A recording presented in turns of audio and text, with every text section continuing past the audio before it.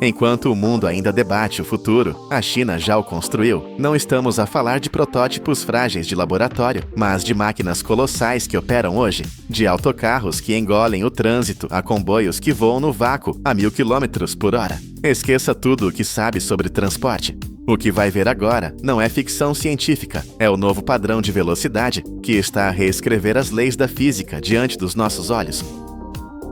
A jornada começa com a conquista mais brutal da engenharia moderna, a velocidade hipersônica. Imagine entrar num avião em Pequim e aterrar em Nova York apenas 2 horas depois. O projeto Lincoln Tianxing transformou este sonho numa meta tangível de engenharia. Estamos a falar de uma velocidade de Mach 6. Para que tenha noção da violência deste número, isso é 6 vezes a velocidade do som, ou mais de 7.000 km por hora. A esta velocidade, o ar deixa de ser uma brisa e torna-se uma parede sólida. O desafio aqui não é apenas ir rápido, é não derreter. O atrito com a atmosfera, a Mach 6, gera um calor infernal, elevando a temperatura da fuselagem para mais de 1000 graus Celsius. Qualquer avião comercial feito de alumínio transformar-se-ia em metal líquido em segundos. Mas os engenheiros chineses criaram uma armadura de cerâmica composta e sistemas de resfriamento ativo que mantém a estrutura fria, enquanto o exterior brilha como brasa. O segredo desta besta não é uma turbina comum, mas um motor de detonação rotativa. Em vez de queimar combustível suavemente, ele gera explosões contínuas e controladas que giram dentro do motor, extraindo uma potência monstruosa com menos combustível. É como domar uma bomba contínua para empurrar uma aeronave. A projeção é que voos comerciais decolem já em 2030. O mundo não vai apenas ficar mais pequeno, ele vai tornar-se instantâneo. Se o céu é o domínio do fogo, a Terra tornou-se o domínio do vácuo. O conceito de Hyperloop, que muitos no Ocidente consideram apenas um desenho futurista, na China já é aço, ímãs e realidade. O projeto T-Flight está a construir o transporte terrestre mais rápido da história. A ideia é eliminar os 2 maiores inimigos da velocidade, o atrito das rodas e a resistência do ar. Imagine uma cápsula a flutuar dentro de um tubo selado, onde quase todo o ar foi removido. Sem ar para empurrar contra o veículo, a cápsula atinge 1000 km por hora. Isso é mais rápido que um avião comercial, mas ao nível do solo. E ao contrário de outros projetos que nunca saíram do papel, a China já tem uma linha de testes operacional com mais de 2 km, onde sensores monitoram cada milímetro de deslocamento. A experiência lá dentro desafia os sentidos. Graças à levitação magnética de alta temperatura, não há vibração de trilhos. Não há ruído de vento. É um silêncio absoluto a uma velocidade de bala. O trajeto entre grandes metrópoles, que hoje consome 3 horas em trens de alta velocidade, será reduzido para 30 minutos. É o teletransporte prático, feito de metal e magnetismo. Mas a velocidade não resolve tudo se a cidade estiver parada. Para o caos urbano, a solução chinesa é pura audácia arquitetônica, o autocarro elevado 2.0. A lógica é simples e brilhante. Se não podes passar através do engarrafamento, passa por cima dele.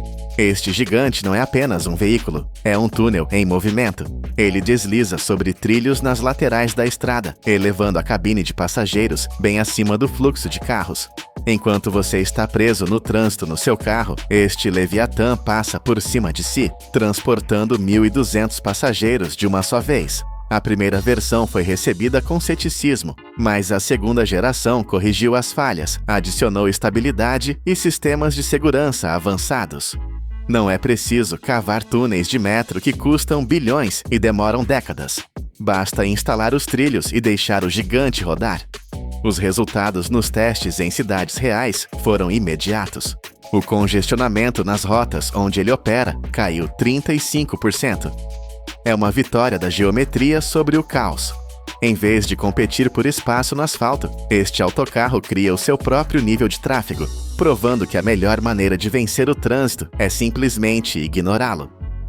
Olhe para cima. O sonho dos carros voadores dos filmes antigos materializou-se, mas de uma forma diferente. O E-Hang 216 não precisa de um piloto experiente.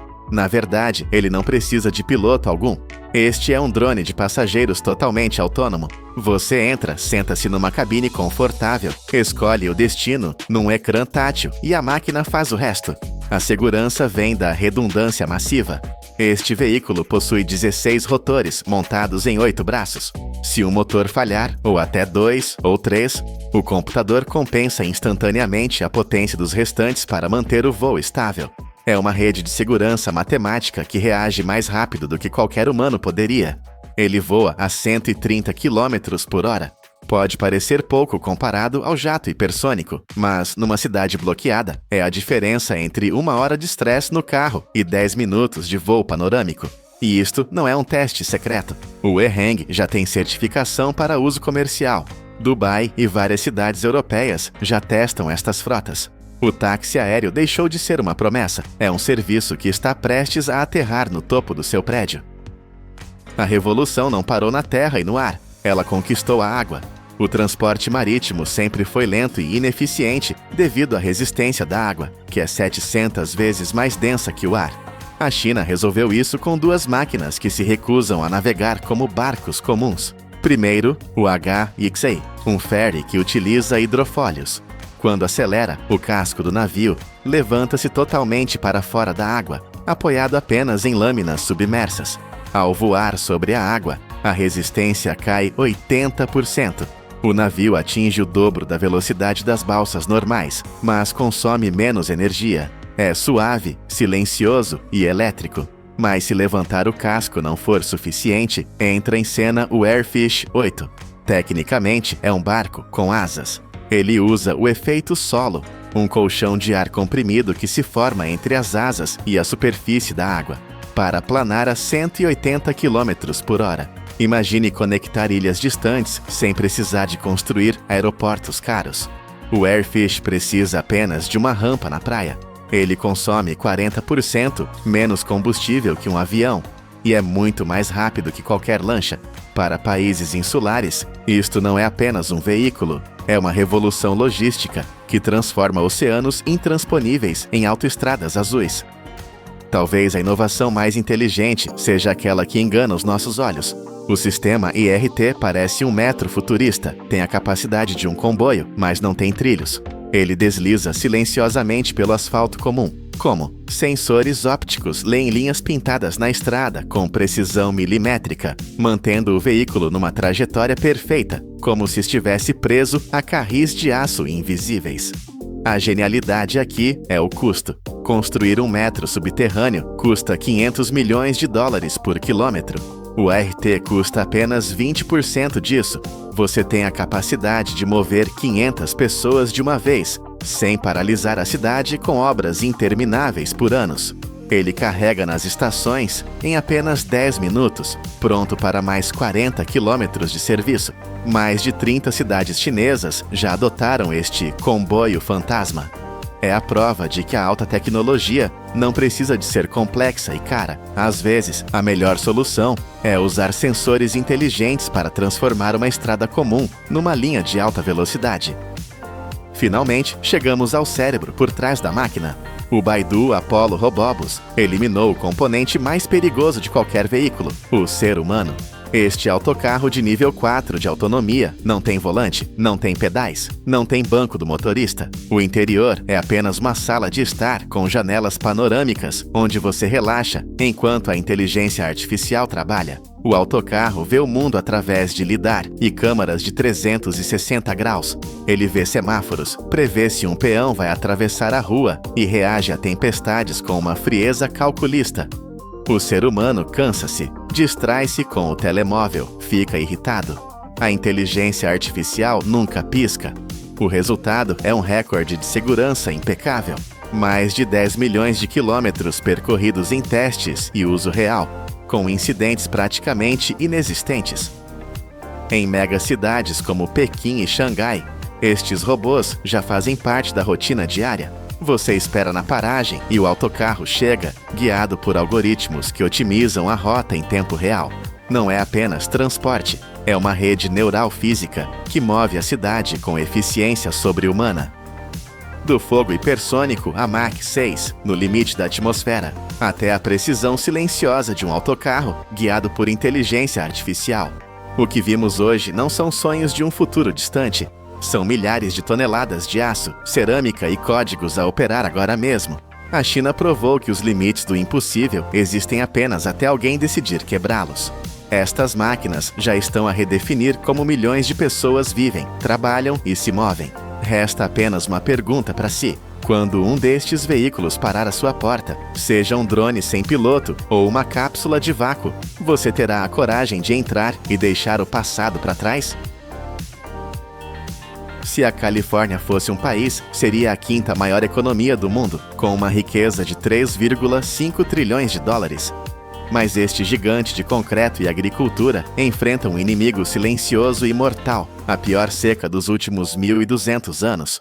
Com os rios secando e a neve das montanhas desaparecendo, a engenharia propõe o impossível: transformar o Oceano Pacífico em água potável.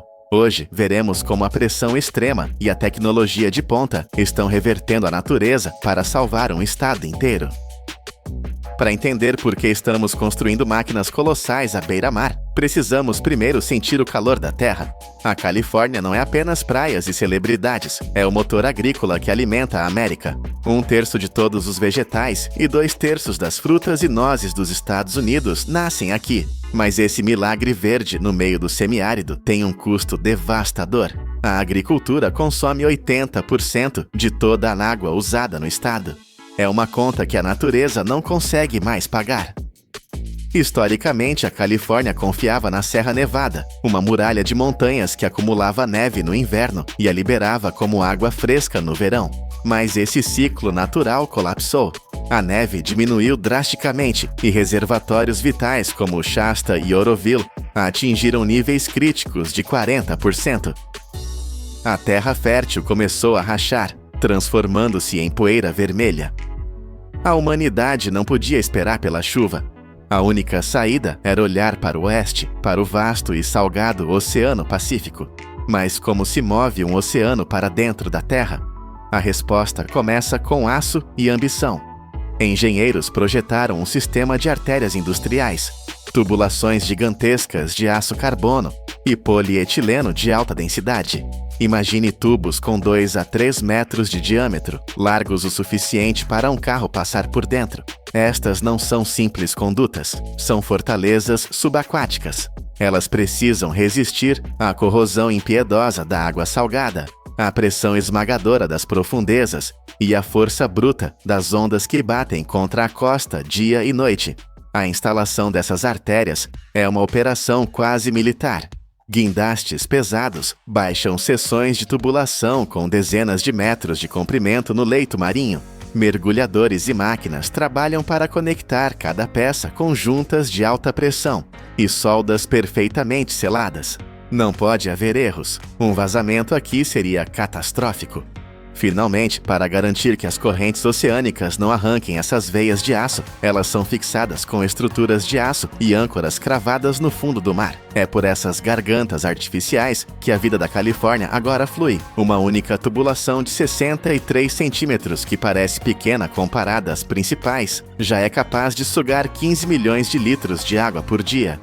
São mais de 10 mil litros entrando a cada minuto, uma torrente contínua puxada por bombas poderosas que desafiam a gravidade e trazem o mar para a terra firme. Mas sugar o oceano traz um problema imediato. O oceano está vivo. A água bruta que entra nessas tubulações não é o líquido cristalino que sai da sua torneira. É uma sopa caótica cheia de algas, areia, medusas, caranguejos e pequenos peixes. Se essa mistura entrasse nas bombas de alta precisão, destruiria o sistema em minutos. Por isso, a primeira fase do tratamento é uma guerra de barreira bruta. A centenas de metros da costa, nas bocas de entrada das tubulações, grades e telas maciças agem como porteiros implacáveis. Elas bloqueiam os grandes detritos e a vida marinha, impedindo que qualquer coisa maior que 4,5 milímetros entre no sistema. É a primeira linha de defesa, protegendo tanto a maquinaria quanto o ecossistema marinho. Mesmo depois dessa triagem inicial, a água ainda carrega um exército invisível de sedimentos. Areia fina, lodo e partículas suspensas tornam a água turva e perigosa para as membranas sensíveis que virão a seguir. Para limpar isso, usamos uma das tecnologias mais antigas e eficazes do mundo: a gravidade. A água é despejada em tanques de filtração gigantescos, onde camadas de areia atuam como uma peneira natural. A água flui para baixo, passando pelos espaços minúsculos entre os grãos de areia, enquanto a sujeira fica presa. É um processo contínuo e hipnótico, onde a areia suja é removida, lavada e devolvida ao ciclo. Mas a batalha pela pureza ainda não acabou. Existem partículas tão pequenas que riem da areia. Elas são menores que 1/10 da espessura de um fio de cabelo humano. Para capturar esses fantasmas microscópicos, a engenharia recorre à química. Pás gigantes agitam a água em tanques de floculação, enquanto injetamos coagulantes como o cloreto férrico. É aqui que a mágica visual acontece. O coagulante age como um ímã, atraindo a poeira fina e a sujeira invisível, forçando-as a se unirem em flocos maiores e pesados. De repente, o que era invisível torna-se visível e pesado, afundando para o fundo do tanque como lama, deixando a água acima muito mais clara. Removemos a vida, a areia e a poeira. Mas o maior inimigo permanece dissolvido, invisível e letal para as plantações e para nós, o sal. Agora entramos no coração da besta. A água está limpa de sólidos, mas ainda é água do mar, com 3,5% de sal. Para transformar isso em água doce, precisamos de uma força que desafia a própria natureza molecular da água. Antes de enfrentar o sal, a água passa por uma última guarda de honra: os filtros de cartucho. São cilindros densos de fibras comprimidas que capturam qualquer coisa entre 1 e 5 microns. É uma obsessão pela limpeza, garantindo que nada sólido toque a tecnologia mais cara da usina: as membranas de osmose reversa. A osmose reversa é onde a engenharia bruta encontra a física quântica. O sal ama a água. Os íons de sódio e cloro agarram-se às moléculas de água com uma força eletrostática feroz. Para quebrar esse abraço, não basta pedir com educação. Precisamos de força, muita força. Bombas centrífugas de alta potência começam a girar, emitindo um zumbido profundo que faz o chão vibrar.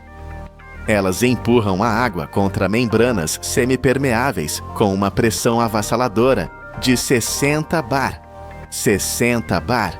Vamos visualizar isso. É 60 vezes a pressão que a atmosfera da Terra exerce sobre você agora. É como ter um elefante apoiado em cima do seu polegar. Sob essa pressão esmagadora, a água não tem escolha. Ela é forçada contra a membrana, cujos poros são tão pequenos que apenas as moléculas puras de H2O conseguem passar. O sal, maior e eletricamente carregado, é barrado e repelido. É uma peneira molecular. De um lado sai uma salmoura concentrada, do outro gotas de água doce, libertadas à força de seu companheiro salgado. Mas para os padrões da Califórnia, quase puro não é suficiente. A água passa por um segundo estágio de osmose reversa, desta vez com membranas ainda mais apertadas, para remover elementos teimosos como o boro e os últimos íons restantes. O resultado é um líquido que não é apenas água, é uma substância de pureza técnica, um permeado que tem uma condutividade elétrica quase nula. Transformamos o caos do oceano em ordem líquida. Temos agora milhões de litros de água doce, mas ela está no lugar errado. Estamos na costa, ao nível do mar, mas as fazendas sedentas e as cidades em crescimento estão a centenas de quilômetros de distância, no interior, protegidas por cadeias de montanhas. O desafio agora não é mais químico, é geográfico. Temos que mover um rio. Felizmente, a Califórnia é o lar de uma das maiores façanhas de infraestrutura da história humana: o projeto hidroviário do estado. Imagine um rio artificial de concreto, o Aqueduto da Califórnia, estendendo-se por quase 700 quilômetros. Ele corta o deserto como uma cicatriz azul, levando a água das montanhas do norte para o sul árido. Agora conectamos nossa água do mar dessalinizada a essa rede vascular existente, mas há um obstáculo titânico no caminho: as montanhas Tehachapi. A água não sobe montanhas sozinha. Para superar isso, os engenheiros construíram a estação de bombeamento Edmonston, a mais potente do seu tipo no mundo. Aqui, motores elétricos gigantescos, cada um do tamanho de uma casa, rugem para empurrar milhares de toneladas de água montanha acima. Eles elevam a coluna de água a mais de 600 metros de altura vertical em um único impulso. É o equivalente a bombear um rio inteiro para o topo do 150º andar de um arranha-céu. O consumo de energia é alucinante, custando bilhões de dólares, mas é o preço da sobrevivência. Essa água, uma mistura de neve derretida e oceano processado, flui então por gravidade para o Vale Central, transformando o deserto em pomares de amêndoas e campos de alface que alimentam a nação. Mas bombear água do mar e transportá-la por montanhas é caro. E se houvesse uma fonte de água mais próxima, correndo bem debaixo dos nossos pés? A Califórnia decidiu que na guerra contra a seca não existe desperdício, apenas recursos mal aproveitados. Entramos agora no mundo do reciclo de águas residuais, onde transformamos o esgoto em água potável. Pode parecer chocante, mas é a fronteira final da eficiência. Tudo começa nos esgotos escuros da cidade. Cada descarga, cada pia, cada ralo industrial alimenta um rio subterrâneo tóxico. Quando esse fluxo chega à estação de tratamento, é um pesadelo de detritos, papel, plástico, galhos, areia e lodo. A primeira etapa é bruta. Grades de aço inoxidável interceptam o lixo sólido, agindo como dentes gigantes que mastigam o fluxo para remover trapos e plásticos. Em seguida, a água vai para tanques de sedimentação primária. Aqui deixamos a física trabalhar novamente. A água desacelera e o lodo pesado, matéria orgânica, comida, papel, afunda para o fundo, enquanto a gordura flutua e é raspada. Removemos o sólido, mas a água ainda está escura e cheia de dissolvidos. É hora de chamar a natureza para a luta. Nos tanques de aeração, injetamos oxigênio furiosamente, criando um jacuzzi biológico. Bilhões de micro-organismos despertam. Eles são os trabalhadores invisíveis desta fábrica. Eles comem a matéria orgânica, digerindo a sujeira que nenhuma máquina conseguiria filtrar. Depois que as bactérias fazem o seu trabalho, a água passa por microfiltração e novamente pela osmose reversa. A tecnologia é a mesma usada na dessalinização, mas aqui ela serve como a barreira final de segurança. Estas membranas bloqueiam vírus, bactérias, hormônios e produtos farmacêuticos. Nada passa exceto a molécula de água. O líquido que sai desses tubos brancos brilha. É chamado de água neofita. É mais pura do que a água que você compra engarrafada. É mais pura do que a água da chuva. É a prova de que a tecnologia pode purificar os pecados da civilização. Chegamos a um paradoxo curioso. A água que produzimos é pura demais. A água de osmose reversa é tão vazia de minerais que se torna agressiva. Se a colocássemos diretamente nos canos da cidade, ela dissolveria o metal das tubulações, corroendo a infraestrutura. Além disso, a água pura não tem sabor. O gosto que associamos à água boa vem, na verdade, das impurezas minerais. Para resolver isso, precisamos sujar a água novamente, mas de forma controlada. Entramos na etapa de remineralização. Em grandes tanques, dosamos cuidadosamente minerais como cálcio e magnésio de volta na água. É como um chefe temperando um prato. Ajustamos o pH para torná-la neutra e segura para o consumo humano e para a infraestrutura. Agora, ela tem o equilíbrio químico perfeito. Esta água renascida é bombeada para enormes tanques de armazenamento e injetada na rede municipal. Pode custar 2 a 4 vezes mais do que a água tradicional, mas é um seguro contra o apocalipse climático. Enquanto os reservatórios naturais dependem da sorte e da chuva, esta fábrica depende apenas de energia e engenharia. É uma fonte que não seca. Começamos esta história com imagens de terra rachada, poeira vermelha e o medo de um futuro sem água. Agora, olhe para isto. A câmera sobrevoa os campos verdes e exuberantes do Vale Central, onde a comida de uma nação cresce, desafiando o deserto. Vemos um copo de vidro sendo enchido com uma água cristalina e brilhante. Pense na jornada dessa água. Ela já foi uma onda salgada batendo na costa ou um esgoto fluindo no subsolo. Foi esmagada por 60 bares de pressão, forçada através de membranas microscópicas, bombeada sobre montanhas e reconstruída quimicamente. A Califórnia provou que, quando a natureza falha, a engenhosidade humana assume o comando. No século XXI, a água deixou de ser um presente dos céus para se tornar um produto da alta indústria. Nós fechamos o ciclo. Construímos nosso próprio ciclo da água. E enquanto tivermos energia e aço, a Califórnia não morrerá de sede. Esta é a nova era da água, forjada não por nuvens, mas por máquinas. Você sabia que no exato momento em que o seu avião atinge 10 mil metros de altura, o seu paladar simplesmente para de funcionar como na terra firme?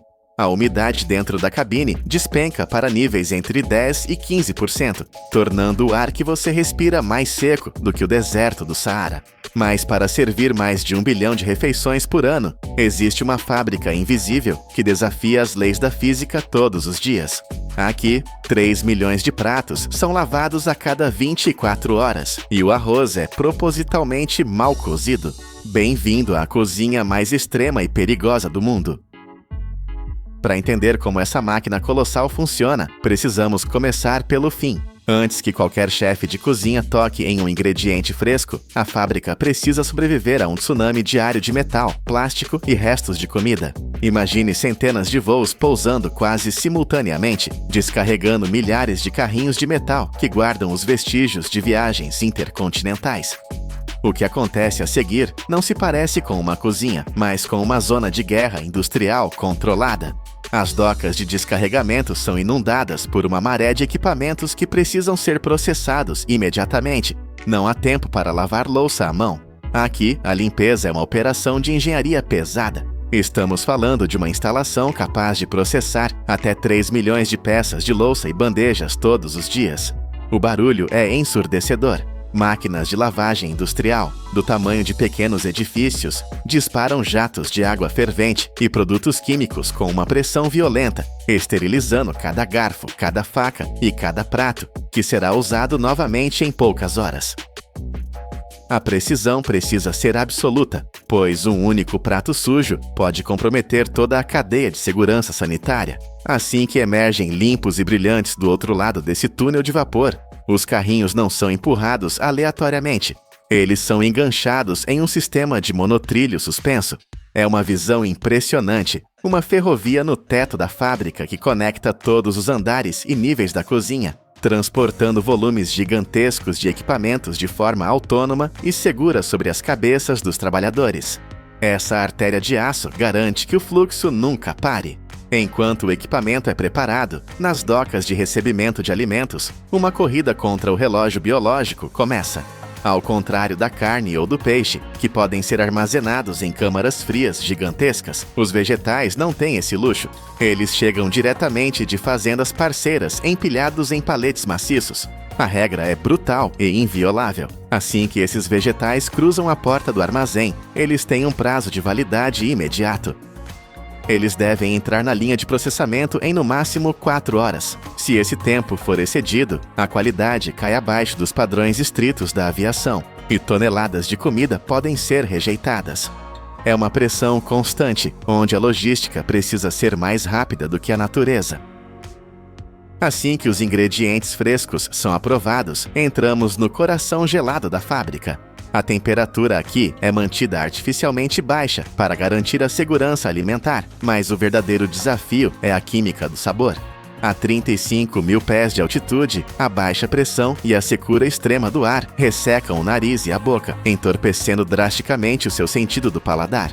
O sal parece menos salgado, o doce menos doce. Por isso, a comida de avião não é apenas cozida, ela é projetada. Na área de preparação de vegetais, máquinas automatizadas cortam repolhos, alfaces e tomates cereja em tamanhos padronizados. Isso não é apenas estética, é para garantir que o peso de cada porção seja idêntico em milhares de bandejas. Mas a verdadeira ciência acontece nos misturadores industriais. Imagine um liquidificador do tamanho de uma banheira. Se você misturar uma salada rápido demais, você a destrói. Por isso, os misturadores operam em baixa velocidade e o ciclo de mistura dura exatos 90 segundos. É o tempo matematicamente perfeito para distribuir os ingredientes sem machucar as folhas. preservando a textura crocante, que é tão rara de encontrar a 10 km de altura. E então temos o problema do molho. Em terra firme, uma maionese rica ou um molho à base de manteiga é delicioso. No ar é um desastre. A baixa pressão atmosférica faz com que as emulsões instáveis se separem. O óleo se dissocia da base, criando uma experiência gordurosa e desagradável. Para combater isso, os engenheiros de alimentos ajustam a fórmula molecular das receitas. Eles reduzem o teor de gordura e aumentam a acidez. Essa acidez extra ajuda a estabilizar o molho e compensar a perda de paladar dos passageiros. O molho é então embalado separadamente para que não deixe a salada murcha antes da hora de servir. Tudo isso acontece em um ambiente clínico, onde a consistência é a lei suprema. Cada passageiro em cada voo deve ter a mesma experiência, não importa o caos que esteja acontecendo lá fora. Enquanto o setor de saladas luta para manter o frescor, o setor de cozimento enfrenta um paradoxo térmico. Como você cozinha arroz para 30 mil pessoas por dia, sem transformá-lo em uma pasta grudenta quando ele for reaquecido horas depois? A resposta é simples e chocante. Você não cozinha. Pelo menos, não até o fim.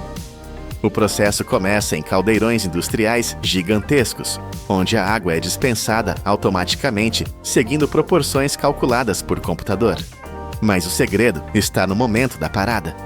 O cozimento do arroz é interrompido quando os grãos atingem entre 70% e 80% de prontidão. Se você comesse esse arroz agora, ele estaria duro e intragável. Mas essa margem de 20% é deixada propositalmente. O arroz precisa desse espaço para expandir e terminar de cozinhar dentro dos fornos de convecção do avião, utilizando o vapor residual dentro da embalagem selada. Imediatamente após sair dos caldeirões, o arroz sofre um choque térmico, sendo resfriado rapidamente para travar sua estrutura interna. A mesma lógica industrial se aplica à produção de massas. Esta fábrica produz mais de 1.000 porções de massa fresca diariamente. Farinha, água e ovos são calibrados com precisão percentual em misturadores de alta capacidade. A massa é extrusada em formas como penne ou fusilli e cozida em volumes imensos. Mas aqui surge outro problema. A massa tende a virar um bloco sólido quando esfria. Para evitar isso, as massas curtas recebem um tratamento especial. Elas são levemente revestidas com uma camada fina de molho ou óleo, antes mesmo de serem embaladas. Isso cria uma barreira microscópica entre cada pedaço, garantindo que, ao ser reaquecida a 10.000 metros, a massa se solte e mantenha sua elasticidade. É uma ilusão de frescor, construída através de um controle rígido de temperatura e tempo. Se o arroz e a massa permitem truques de cozimento parcial, as proteínas servidas na classe econômica não aceitam riscos. Estamos falando de segurança biológica em escala massiva. Ovos, por exemplo, são altamente perecíveis e carregam riscos de contaminação se não forem manuseados corretamente. Por isso, ao contrário do bife mal passado que você pede em um restaurante, os omeletes da classe econômica devem ser cozidos 100% ainda no solo. Não existe margem para gema mole aqui. O processo é hipnotizante. Ovos frescos chegam diariamente e passam por lavadoras industriais antes de serem quebrados automaticamente por máquinas que separam claras e gemas em frações de segundo. A mistura líquida entra em uma linha de cozimento semi-automatizada, onde máquinas dispensam a quantidade exata de óleo e ovo em moldes quentes. Operadores humanos vigiam a cor e a temperatura, mas a velocidade é ditada pela máquina. Cada lote cozinha por apenas algumas dezenas de segundos antes de ser enviado para o resfriamento rápido. Essa linha é capaz de cuspir mais de 20.000 omeletes por dia durante os picos de operação. Para as rotas asiáticas, a precisão robótica é aplicada aos dumplings. O recheio de carne e vegetais é preparado e inserido em massas por sistemas de formação automatizados, que dobram e selam as bordas com uma pressão calibrada. Esses dumplings são cozidos no vapor até atingirem cerca de 50% de prontidão, o suficiente para firmar sua forma, mas deixando o resto do cozimento para o céu. É uma produção em massa que prioriza a esterilidade e a padronização acima de tudo. Agora, imagine que subimos as escadas para um andar diferente. O barulho das máquinas diminui e entramos no santuário da cozinha de primeira classe. Aqui a filosofia muda radicalmente. A produção em massa dá lugar à obsessão artesanal. Passageiros que pagam milhares de dólares por um bilhete esperam uma experiência de restaurante 5 estrelas, e a fábrica entrega isso através de um trabalho manual exaustivo. Veja o preparo de um filé mignon, por exemplo. Isso não é apenas cortar carne, é uma cirurgia.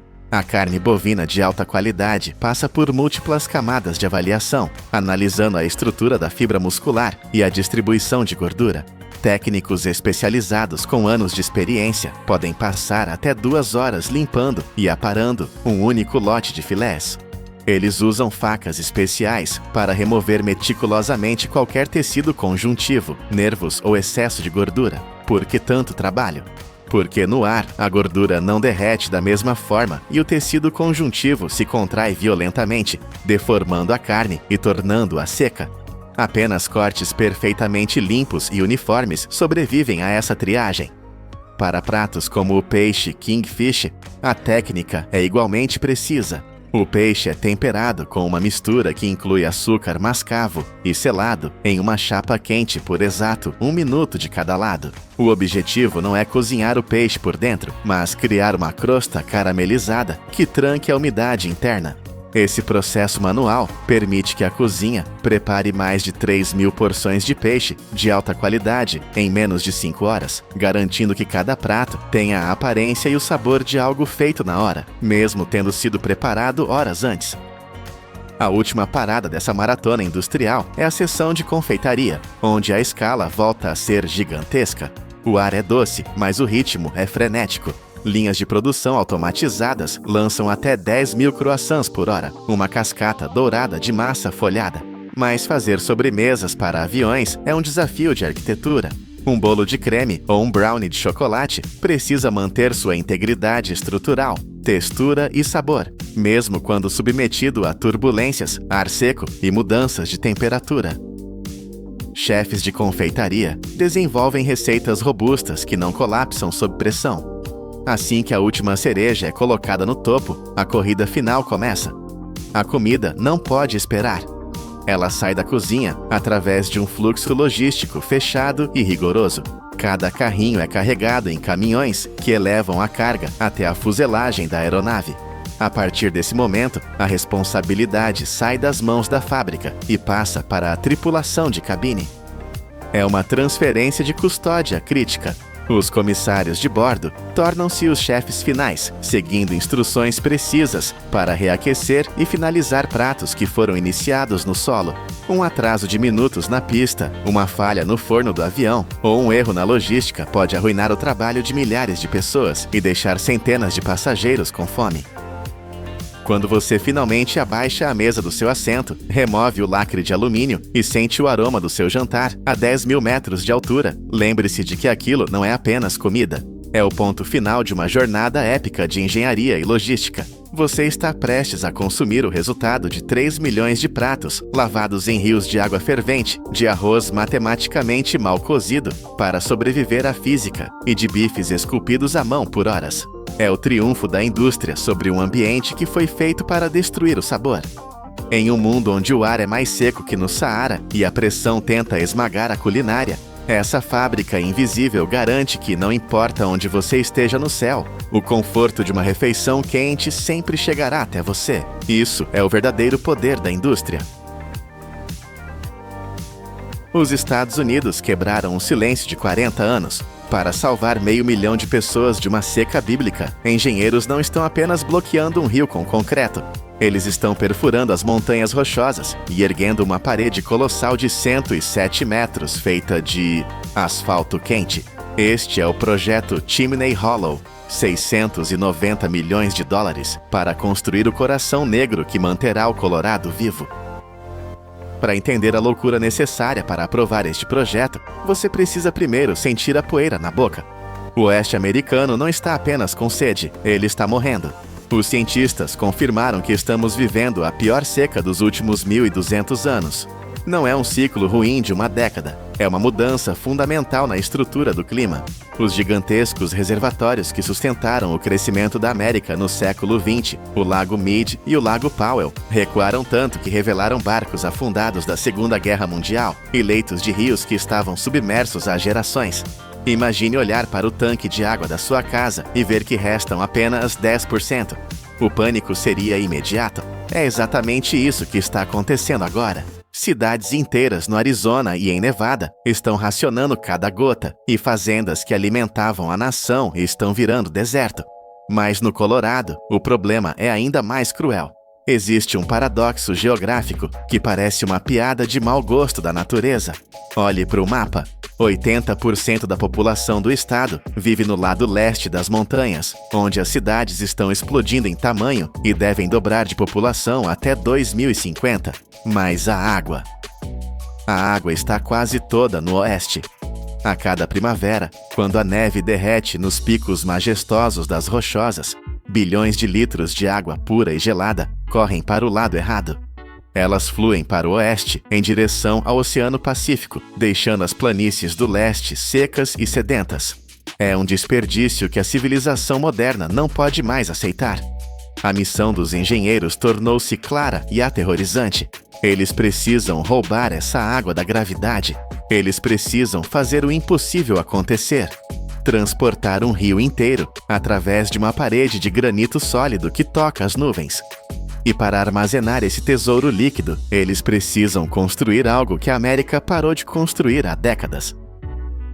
Antes que a primeira gota de água possa ser guardada, ela precisa fazer uma viagem que desafia a física. Não estamos falando de um simples cano de jardim. Estamos falando do sistema circulatório artificial mais ambicioso da América do Norte. A água começa sua jornada no reservatório Windy Gap. Mas o verdadeiro monstro de engenharia que torna tudo isso possível é o Túnel Adams. Imagine estar dentro de uma broca gigante, triturando a rocha mais dura do planeta. O Túnel Adams é uma passagem escura e úmida, de 21 quilômetros de comprimento, perfurada diretamente através do coração das montanhas rochosas.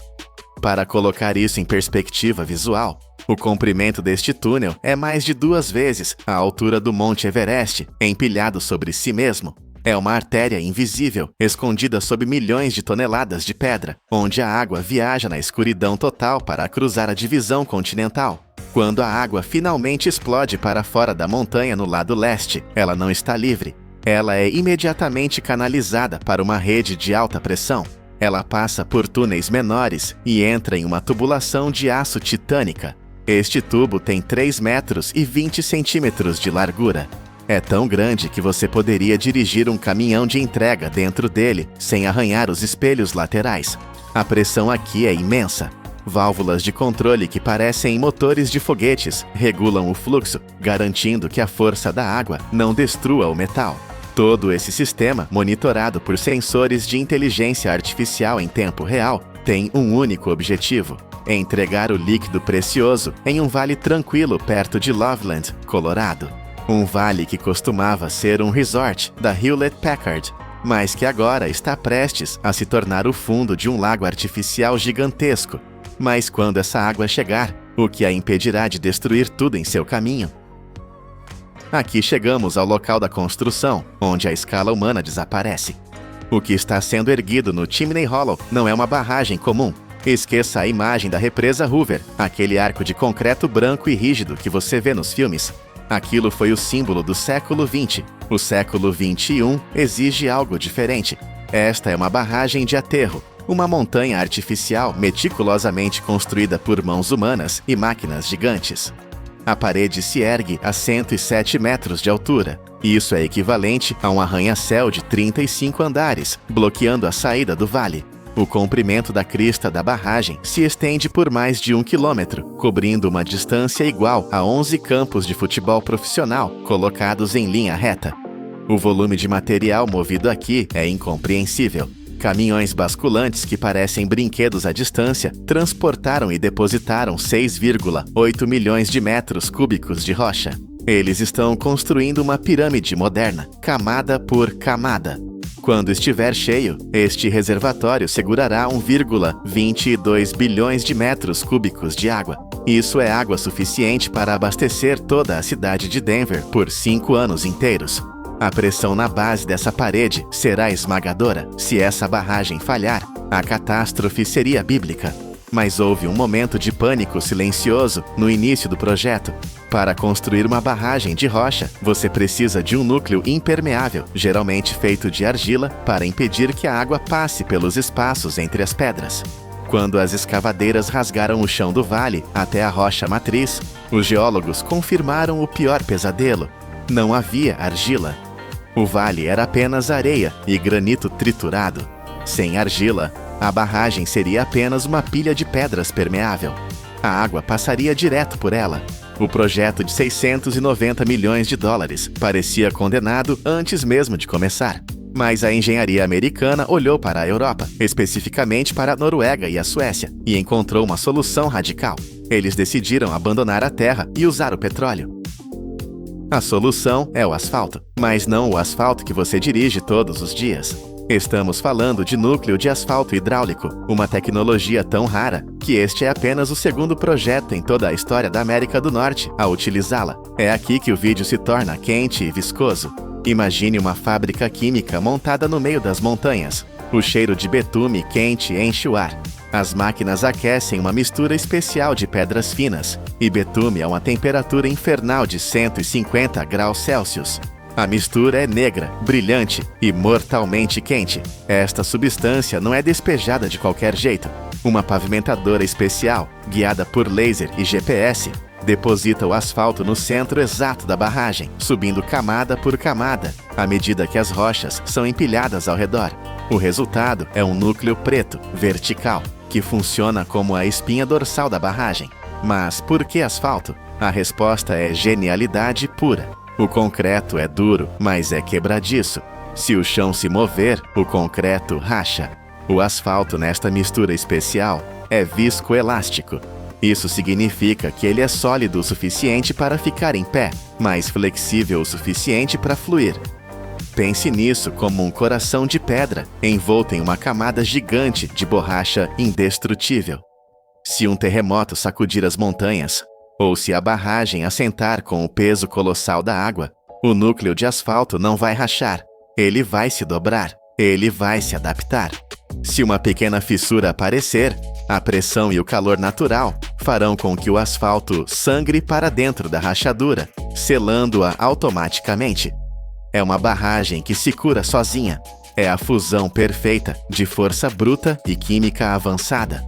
Para instalar isso, eles tiveram que bombear concreto líquido nas profundezas da terra, criando uma cortina de isolamento na rocha-mãe, e depois construir este núcleo negro, centímetro por centímetro, sob o sol escaldante e a neve congelante. É uma barreira feita para durar não décadas, mas séculos. Mas a confiança cega na química não é suficiente quando 500 mil de vidas estão em jogo.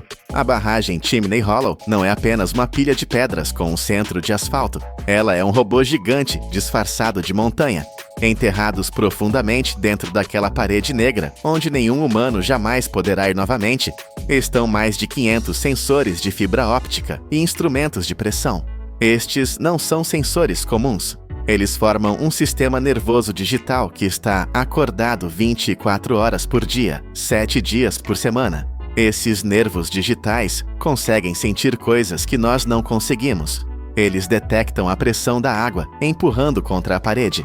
Eles sentem as microvibrações do vento batendo na crista da barragem. Eles podem até registrar tremores de terra acontecendo a centenas de quilômetros de distância. Todos esses dados são enviados para um cérebro de inteligência artificial no centro de controle da Northern Water. O computador conhece a respiração normal da barragem. Se houver qualquer mudança, 1 milímetro de deformação, uma gota de vazamento, o alarme soa antes que o problema se torne real. Além disso, drones autônomos patrulham os céus acima da barragem diariamente, criando mapas 3D com precisão de centímetros. Não há humanos pendurados em cordas arriscando suas vidas para inspecionar rachaduras. Os robôs fazem tudo. Mas toda essa tecnologia tem um preço, e não é apenas financeiro. O custo real é pago pela natureza. Onde agora vemos esta máquina de água, existia um ecossistema vivo. Florestas de pinheiros, riachos onde cervos bebiam água ao amanhecer, trilhas onde famílias acampavam no verão. Tudo isso se foi. O fundo do vale foi raspado, limpo e preparado para ser afogado. É uma visão melancólica, ver a beleza selvagem ser substituída pela necessidade humana. Para compensar essa perda, o projeto prometeu plantar 2 árvores para cada uma que foi derrubada e criar novos habitats para a vida selvagem. Mas a verdade nua e crua permanece. Nós trocamos um vale vivo por uma bateria de água. E mesmo agora, com a barragem pronta, o reservatório não encherá da noite para o dia. Levará 3 anos de invernos com neve para encher este gigante. É um lembrete de que, não importa o quão avançada seja nossa engenharia, ainda dependemos da misericórdia do céu. Na década de 1980, a América disse não às grandes barragens. O país acreditava que a era de domar a natureza com força bruta havia acabado. Hoje, 40 anos depois, o projeto Chimney Hollow está diante de nós como uma prova de uma nova realidade. Não vencemos a natureza, tivemos que negociar com ela. Esta estrutura titânica prova que, para sobrevivermos em um planeta que está secando, não podemos mais usar apenas o concreto rígido do passado. Precisamos da flexibilidade do asfalto, da inteligência dos sensores digitais e da coragem de sacrificar vales inteiros para garantir o amanhã. O Chimney Hollow não é apenas um reservatório, é a primeira caixa d'água inteligente do século XXI. Enquanto a água começa a subir lentamente, cobrindo o asfalto negro e escondendo a engenharia para sempre sob uma superfície azul e calma, fica a lição. Esta é a única maneira de mantermos a civilização viva em um mundo onde a água vale mais que o ouro. Parecem simples pedaços de metal perdidos no fundo do bolso, mas não se engane. Enquanto você assiste a este vídeo, máquinas colossais estão estampando 300 milhões de moedas por dia. Como é possível transformar rocha suja e algodão frágil na matéria mais valiosa e protegida da Terra? Bem-vindos à Fortaleza, onde a engenharia bruta encontra a segurança nacional para criar o dinheiro que move o mundo. A jornada épica do dinheiro começa muito longe dos bancos silenciosos e dos caixas eletrônicos climatizados. Ela nasce na violência controlada da Terra, em minas gigantescas onde milhões de toneladas de rocha são detonadas, trituradas e processadas apenas para extrair o minério bruto de cobre. É um esforço geológico titânico para obter a matéria-prima básica que sustentará a economia global.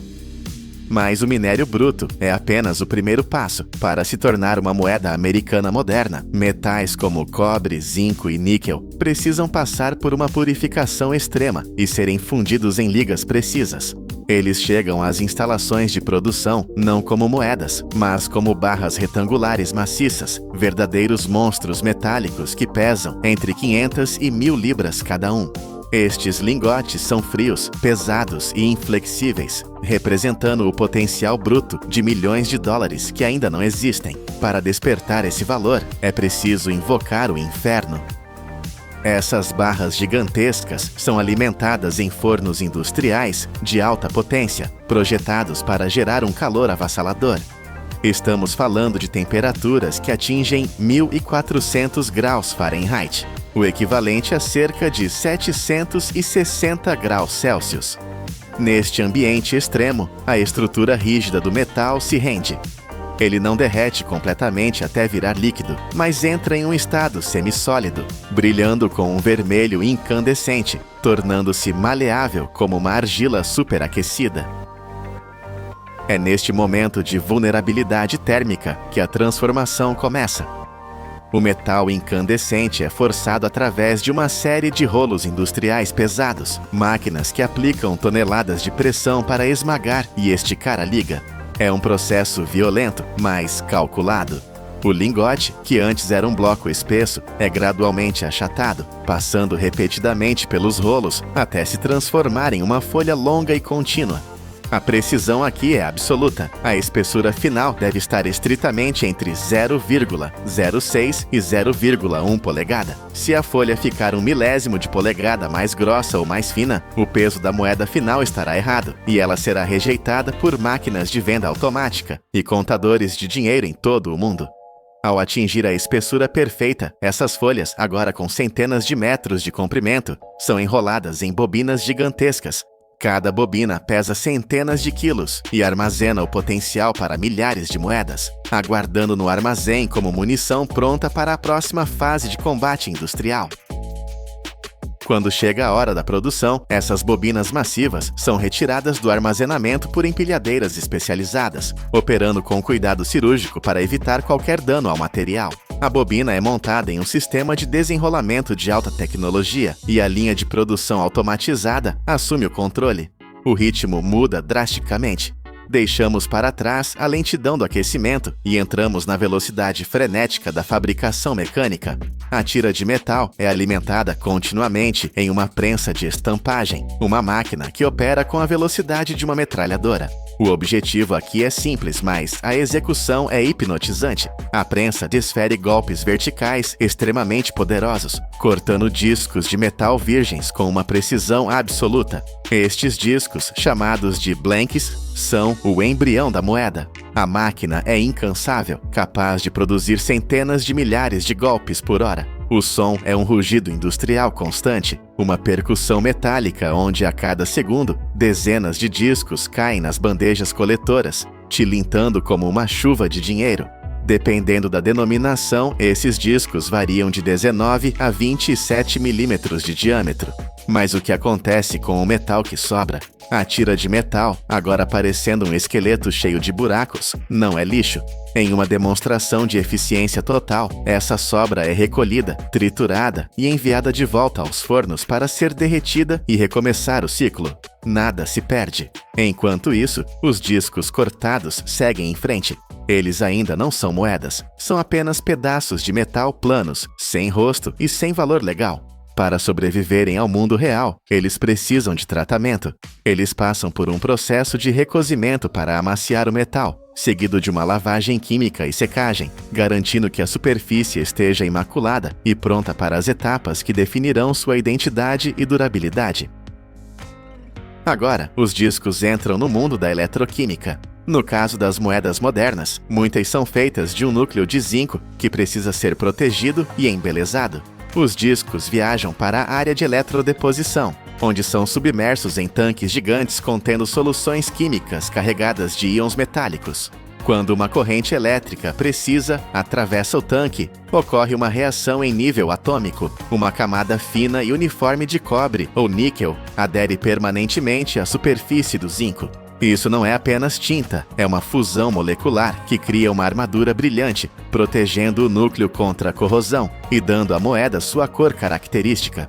Com a pele nova aplicada, os discos estão prontos para ganhar forma. Eles passam primeiro por uma máquina de borda, que aplica pressão nas laterais para criar uma borda elevada ao redor do perímetro. Esse detalhe, que muitas vezes ignoramos, é crucial.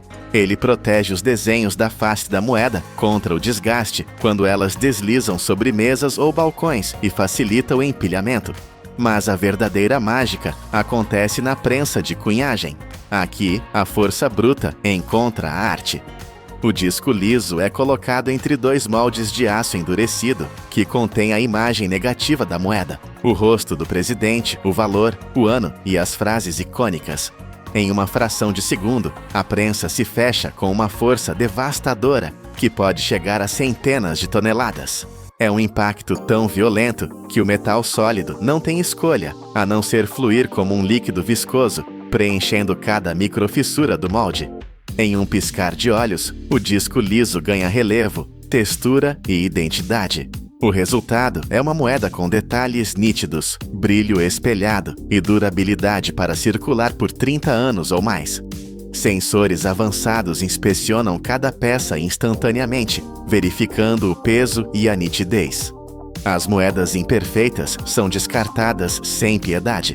As perfeitas são contadas e ensacadas em sacos balísticos, prontas para serem distribuídas pelos bancos federais.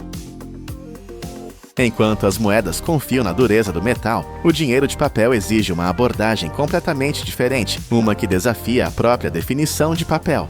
A verdade é que o dólar americano não tem nada a ver com as árvores. Se fosse papel comum, ele se desintegraria na máquina de lavar ou rasgaria após algumas dobras. A base da moeda mais poderosa do mundo é, na verdade, um tecido disfarçado, uma mistura proprietária e rigorosamente controlada de 75% de algodão e 25% de linho. Esta receita é uma questão de segurança nacional. Apenas uma empresa, a Crane Currency, possui o contrato exclusivo para fornecer esse material ao governo dos Estados Unidos. O processo começa com fardos de fibras de algodão e linho chegando à fábrica, onde são limpos com vapor quente e misturados com água pura para formar uma polpa. Mas é aqui, ainda na fase líquida, que a segurança de alta tecnologia é injetada. Minúsculas fibras sintéticas vermelhas e azuis são misturadas à massa. Elas não são impressas na superfície, elas estão fisicamente entrelaçadas na estrutura do material. Tente raspar uma nota de dólar e você verá que essas fibras não saem. Elas são parte da alma da nota. Além disso, uma fita de segurança e marcas d'água são inseridas enquanto o papel ainda está úmido, garantindo que esses recursos sejam visíveis contra a luz, mas impossíveis de serem reproduzidos por fotocopiadoras. A mistura é então prensada, seca e enrolada em rolos gigantescos, cada um contendo potencial para milhares de notas, prontos para serem enviados ao burô de gravura e impressão. Quando os rolos de papel de segurança chegam à instalação de impressão, eles estão prestes a passar por uma metamorfose visual. O objetivo não é apenas imprimir dinheiro, mas construir uma estrutura tridimensional de tinta que seja impossível de copiar. A primeira etapa é a impressão offset. Máquinas gigantescas e velozes aplicam as camadas de fundo em ambos os lados do papel simultaneamente. Esta fase cria as cores sutis e os padrões de linhas finas que formam a base do design, secando em segundos para preparar o palco para o evento principal. A verdadeira estrela do show é a impressão intaglio, ou calcografia. Esta é a técnica que dá ao dinheiro sua sensação tátil inconfundível. Placas de aço mestras, gravadas com precisão microscópica, são montadas em prensas rotativas massivas. A tinta é aplicada às placas e depois limpa da superfície, permanecendo apenas nos sulcos profundos das gravuras. O papel é então pressionado contra a placa com uma força colossal, estimada em várias toneladas por polegada quadrada. A pressão é tão intensa que força as fibras do papel para dentro dos sulcos da placa, absorvendo a tinta e criando um relevo físico. Passe o dedo sobre o colarinho de Benjamin Franklin em uma nota de $100 e você sentirá a textura. Isso é a impressão intaglio. Mas a tecnologia não para por aí. Para as notas de alto valor, como a de $10 e superiores, utiliza-se a tinta de variação ótica, ou Color Shifting Ink. Esta substância química avançada contém flocos microscópicos que refratam a luz de maneiras diferentes dependendo do ângulo. Olhe diretamente para o número 100 no canto da nota e ele brilha com um tom de cobre. Incline a nota levemente e a cor muda magicamente para verde. Não é feitiçaria, é física aplicada para garantir que nenhuma impressora, jato de tinta no mundo consiga enganar o olho humano. Com a estrutura visual e tátil completa, a nota entra na fase final de validação e identidade. É aqui que os detalhes se tornam microscópicos. Utilizando lasers e placas de precisão extrema, é aplicada a microimpressão, textos tão pequenos que parecem linhas sólidas a olho nu. Na nota de $100, por exemplo, as palavras The United States of America estão escondidas na gola do casaco de Franklin. Apenas com uma lupa potente é possível ler essas letras. Um pesadelo para qualquer falsificador que tente usar equipamentos comerciais. O toque final de autoridade vem com a numeração. Um sistema de impressão tipográfica aplica 2 números de série únicos a cada nota, garantindo que cada pedaço de papel tenha uma identidade rastreável no banco de dados federal. Simultaneamente, os selos do Departamento do Tesouro e do Federal Reserve são estampados, validando a nota como moeda legal. Mas antes de sair da fábrica, o dinheiro enfrenta seu juiz mais severo, o sistema de controle de qualidade. Sensores ópticos de alta resolução e câmeras de varredura analisam cada folha em busca de defeitos minúsculos. Manchas de tinta, falhas de registro, erros na fita de segurança, nada escapa. Se uma falha é detectada, a nota é marcada e destruída. Apenas a perfeição é aceita. As folhas aprovadas, contendo 32 notas cada, são enviadas para as guilhotinas. Lâminas afiadas, como navalhas, cortam através das pilhas de papel com precisão absoluta, transformando as folhas em notas individuais de 6,14 por 2,61 polegadas. As notas são então cintadas em pacotes de 100, agrupadas em tijolos de 1000 e seladas em plástico resistente.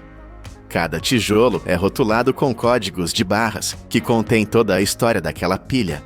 Data de produção, lote, denominação e inspetor responsável. Estes tijolos são empilhados em paletes, formando torres de valor incalculável e movidos para cofres internos blindados, onde sistemas biométricos e câmeras de segurança vigiam cada movimento.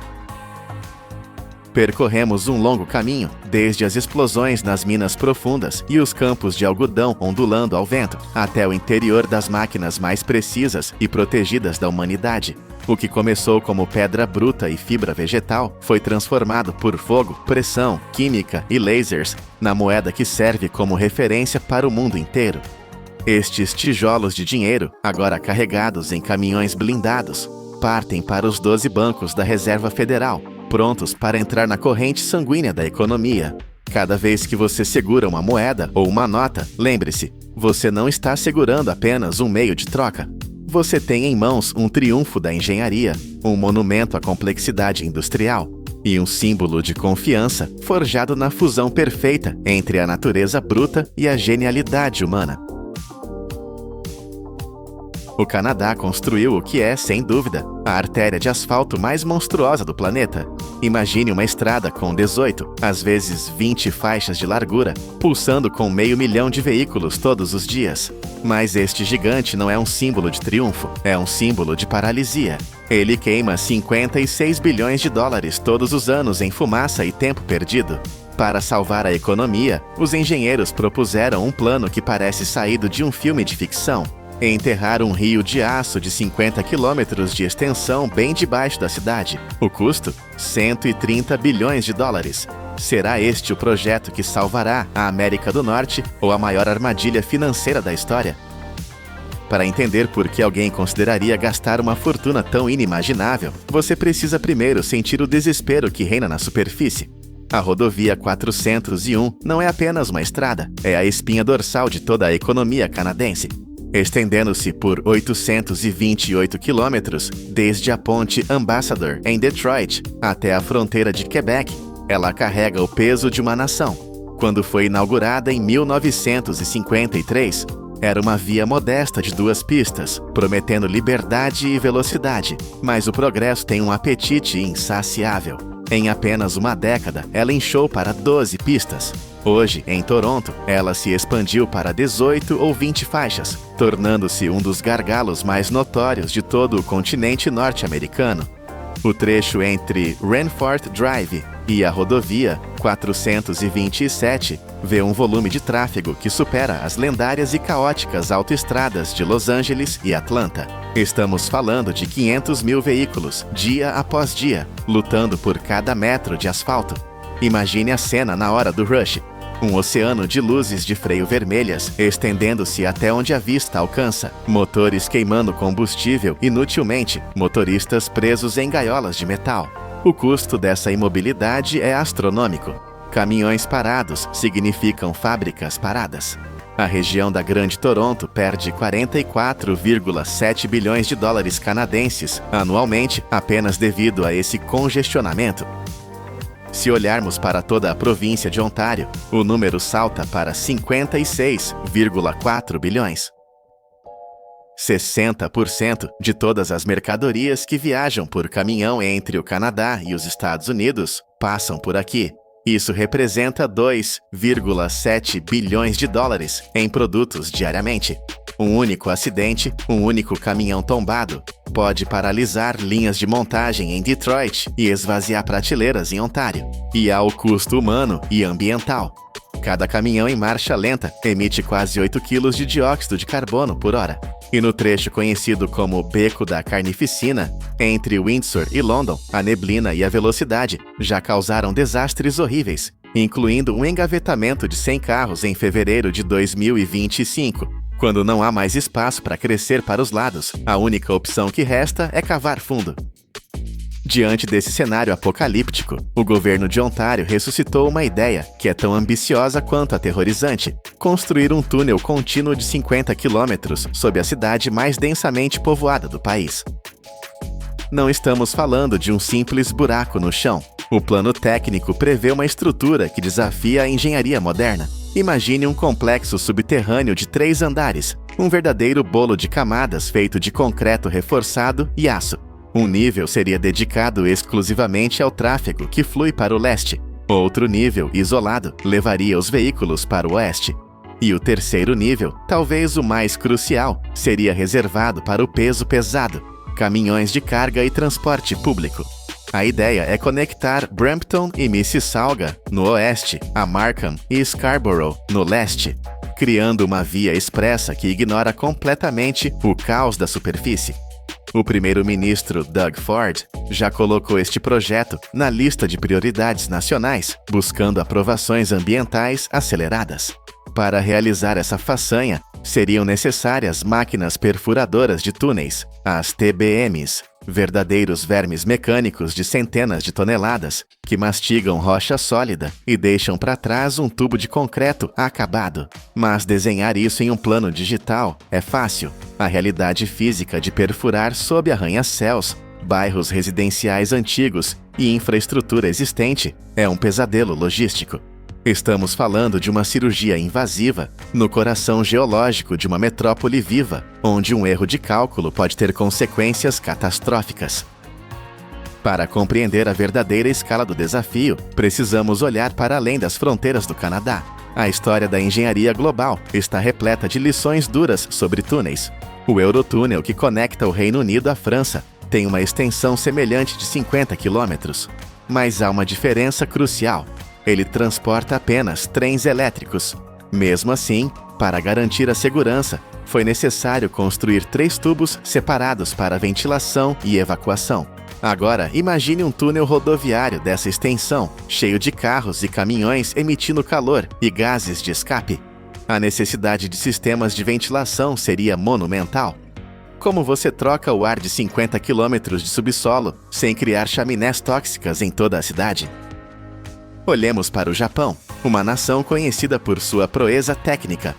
O túnel Yamachi em Tóquio tem apenas 18 quilômetros, menos da metade do que Toronto propõe. Ainda assim, os engenheiros japoneses levaram mais de 20 anos para concluí-lo. Se o Japão precisou de 2 décadas para 18 quilômetros, quanto tempo Toronto levará para 50? Na Austrália, o túnel North Connex de Sydney, com apenas 9 quilômetros, exigiu torres de exaustão enormes para dissipar a poluição, gerando protestos dos moradores. Na Índia, o túnel Zojila requer saídas de emergência a cada 250 metros. Aplicar esses padrões de segurança sob Toronto significaria construir milhares de poços de acesso, sistemas de supressão de incêndio e salas de pânico subterrâneas. A densidade de tecnologia necessária para manter as pessoas vivas e seguras a 30 metros de profundidade é algo que raramente foi tentado nessa escala em um túnel rodoviário urbano. Essa complexidade técnica nos leva diretamente ao aspecto mais chocante de todo o projeto: o preço. Projetos de túneis têm uma reputação notória de estourar orçamentos. Em Ottawa, um estudo para um túnel minúsculo de 3 quilômetros custou milhões e o projeto explodiu para 2 bilhões antes de ser cancelado. Em Seattle, o túnel SR-99, de apenas 3 quilômetros, custou 3,3 bilhões de dólares e sofreu anos de atrasos quando a máquina perfuradora quebrou no subsolo. Agora, aplique essa matemática ao monstro de Toronto. As estimativas iniciais mais conservadoras sugerem que apenas 10 quilômetros custariam 1,7 bilhões de dólares. Quando você extrapola isso para a extensão total de 50 quilômetros e adiciona a complexidade dos 3 níveis, o custo total estimado atinge a marca vertiginosa de 90 bilhões de dólares americanos. Se incluírem linhas ferroviárias como prometido, a conta pode subir para 130 bilhões. Para colocar isso em perspectiva, esse valor é comparável a todo o orçamento anual de defesa do Canadá. É dinheiro suficiente para construir mais de 100 hospitais de última geração. E o tempo? Especialistas preveem que, no melhor cenário, a construção levaria de 15 a 20 anos. Estamos falando de 2 décadas de obras. Tentar acelerar o processo exigiria comprar mais máquinas perfuradoras, cada uma custando cerca de 150 milhões de dólares. E mesmo com todo o dinheiro do mundo, a geologia é imprevisível. Uma máquina quebrada, um lençol freático inesperado ou uma falha na rocha podem paralisar o trabalho por meses, enquanto o medidor de custos continua girando furiosamente. Mas o custo financeiro é apenas metade da história. O custo físico para a região seria devastador.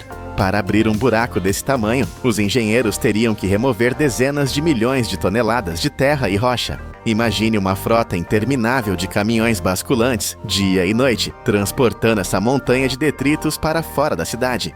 Isso equivale a centenas de milhares de viagens, adicionando ainda mais tráfego e poluição às estradas que o projeto promete aliviar. Um estudo interno do governo sugere que a poluição do ar durante a construção poderia ser 20 a 30 vezes pior do que a de uma obra rodoviária normal. As comunidades locais vivem com medo do barulho constante, das perfuratrizes e da poeira fina que cobriria seus bairros.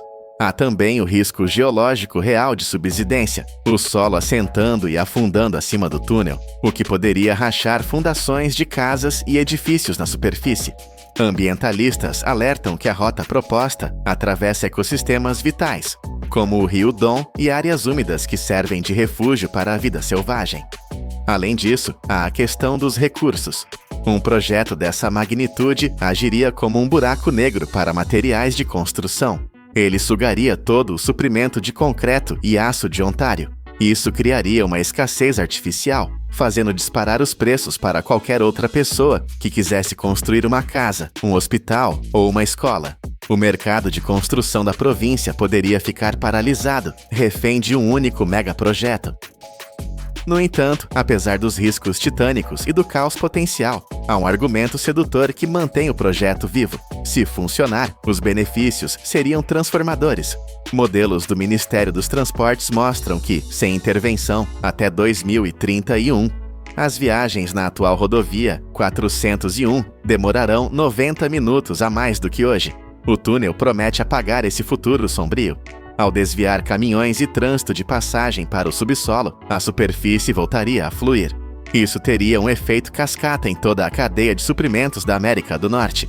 Fábricas em Detroit receberiam peças a tempo. Armazéns em Ontário operariam com eficiência máxima. A economia de combustível e horas de trabalho seria imensa. Além disso, um túnel é um ambiente controlado. Sem cruzamentos, sem saídas abruptas, sem neve ou chuva, o risco de acidentes cai drasticamente. A segurança seria incomparável. E há a promessa de transporte público rápido. Trens ou ônibus voando pelo subsolo a velocidades constantes, incentivando as pessoas a deixarem seus carros em casa. Para a economia local, a construção criaria 10 mil empregos diretos, sustentando famílias de engenheiros e operários por uma geração inteira. Estamos diante de uma encruzilhada histórica. O túnel sob a rodovia 401 é a maior aposta de infraestrutura já concebida na América do Norte. Se for bem-sucedido, será uma maravilha do mundo moderno, um novo padrão de eficiência que fará a Interestadual 95 parecer obsoleta. O Canadá terá resolvido seu maior problema logístico e garantido seu futuro econômico. Mas se falhar, se os custos dobrarem como tantos outros megaprojetos, ou se a construção se arrastar indefinidamente, Ontário herdará uma dívida que sufocará seus serviços públicos por décadas. Será um monumento inacabado à ambição desmedida. As máquinas ainda estão silenciosas, o solo ainda está intacto, mas a decisão precisa ser tomada. Continuar sangrando bilhões no congestionamento ou arriscar tudo em uma visão subterrânea? A única certeza é que o preço de não fazer nada já se tornou alto demais para pagar.